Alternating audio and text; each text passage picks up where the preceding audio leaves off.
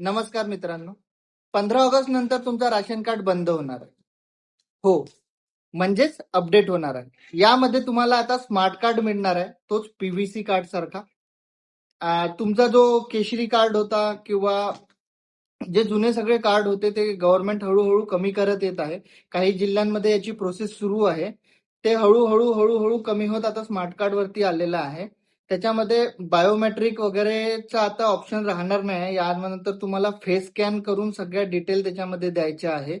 आणि हे याच्यासाठी करत आहे कारण की पुष्कळशे लोक जे पात्र नाही आहे तरी पण ते फॉर्म भरून किंवा राशन कार्ड बनवून सगळे लाभ घेतात. हे सगळे कमी करायसाठी आणि जे गरजू लोक आहेत त्यांच्यापर्यंत बरोबर लाभ पोहोचायला पाहिजे याच्यासाठी हे अपडेटीकरण सुरू होत आहे.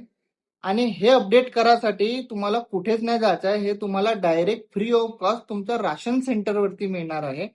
म्हणून याचं पण टेन्शन नाही की तुम्हाला आता त्रास होईल काही होईल. म्हणून गव्हर्नमेंट तुम्हाला त्रास नाही व्हायला पाहिजे याच्यासाठी सगळं रेडी करून आणणार आहे. आणि ही इन्फॉर्मेशन आत्ताच्या आत्ता सगळ्या राशन धारकांपर्यंत शेअर करा कारण की आपल्याला सगळ्यांपर्यंत ही इन्फॉर्मेशन पोहोचवायची आहे.